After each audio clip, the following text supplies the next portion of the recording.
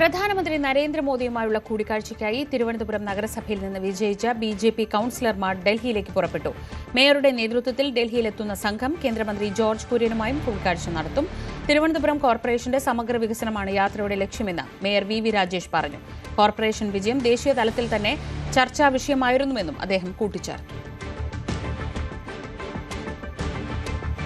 തിരുവനന്തപുരം കോർപ്പറേഷനിലെ ബിജെപി കൌൺസിലർമാർക്ക് പ്രധാനമന്ത്രി നൽകുന്ന സൽക്കാരത്തിൽ പങ്കെടുക്കാത്തതിൽ വിശദീകരണവുമായി ശാസ്തമംഗലം കൌൺസിലർ ആർ ശ്രീലേഖ. വ്യക്തിപരമായ അസൌകര്യം കാരണമാണ് പങ്കെടുക്കാത്തതെന്നറിയിച്ച് സമൂഹമാധ്യമത്തിൽ വീഡിയോ പോസ്റ്റ് ചെയ്തു. 94 വയസ്സുള്ള അമ്മയെ വിട്ട് അധിക ദിവസം മാറി നിൽക്കാനാവില്ല.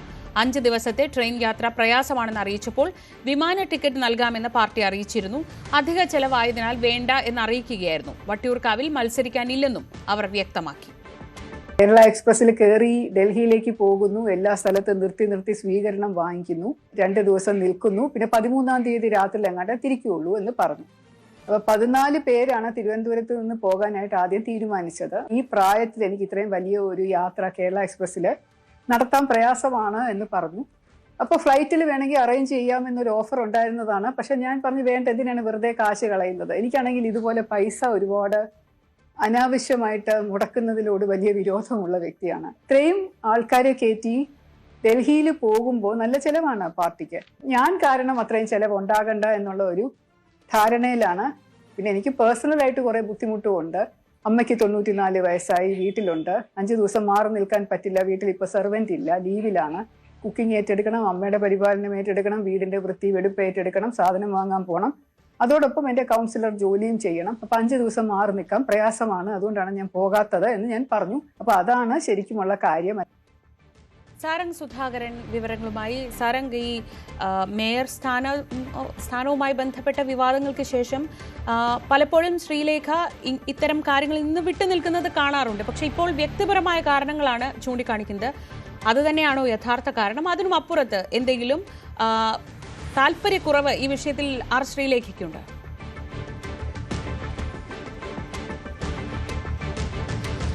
ശ്രീജ, ഈ ഒരു വിശദീകരണം തന്നെ ഇപ്പോൾ, അതായത് ഇവർ യാത്ര പുറപ്പെട്ടതിന് ശേഷമാണ് വിശദീകരണമായി സമൂഹ മാധ്യമങ്ങളിൽ അവർ വീഡിയോ പങ്കുവെച്ചത്.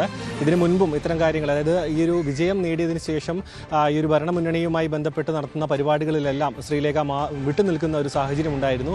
പക്ഷേ അതിലെല്ലാം കൃത്യമായൊരു വിശദീകരണം ഇത്തരത്തിൽ തന്നെ സമൂഹ മാധ്യമം വഴി തന്നെയായിരുന്നു അവർ പങ്കുവെച്ചുകൊണ്ടിരുന്നത്. പക്ഷേ ഇത്തവണ വളരെ സ്വകാര്യം, അതായത് വ്യക്തിപരമായ കാരണങ്ങൾ കൊണ്ടാണ് ഈ ഒരു യാത്രയിൽ പങ്കെടുക്കാത്തത് എന്നാണ് വിശദീകരണം നൽകിയിരിക്കുന്നത്.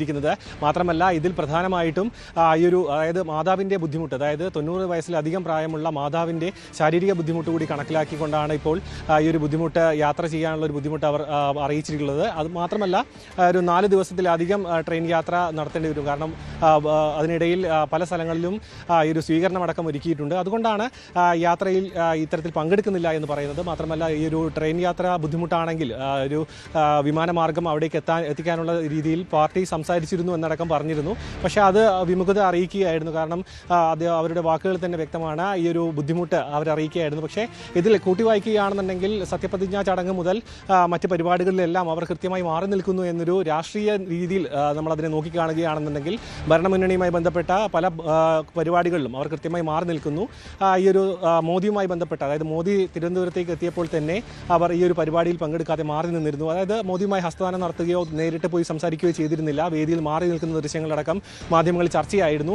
അതുമായി കൂട്ടിച്ചേർത്ത് വായിക്കുമ്പോൾ ഇത് മനഃപൂർവ്വം മാറി എന്ന് തോന്നുമെങ്കിലും പക്ഷേ അതിൽ വ്യക്തിപരമായ കാരണങ്ങൾ അവർ തന്നെ വ്യക്തമാക്കുന്നുണ്ട്. പക്ഷേ ഇത് ഭരണമുന്നണിയെ സമ്മർദ്ദത്തിലാക്കുന്നുണ്ട് എന്ന കാര്യം തീർച്ചയാണ്. കാരണം വലിയ രീതിയിൽ ഒരു സെലിബ്രിറ്റി സ്ഥാനാർത്ഥിയായി നിർത്തി, പക്ഷേ അതിനുശേഷം ഇത്തരത്തിൽ ഭരണമുന്നണിയെ അടക്കം സമ്മർദ്ദത്തിലാക്കുന്ന രീതിയിലുള്ള പ്രവർത്തികൾ വീണ്ടും, അതായത് നഗരസഭയെ കൂടുതൽ ഇത്തരത്തിലുള്ള രാഷ്ട്രീയ വിശദീകരണങ്ങളിലേക്ക് എത്തിക്കേണ്ട ഒരു സാഹചര്യം ശ്രീലേഖ ഒരുക്കുന്നുണ്ട്. ശ്രീജ.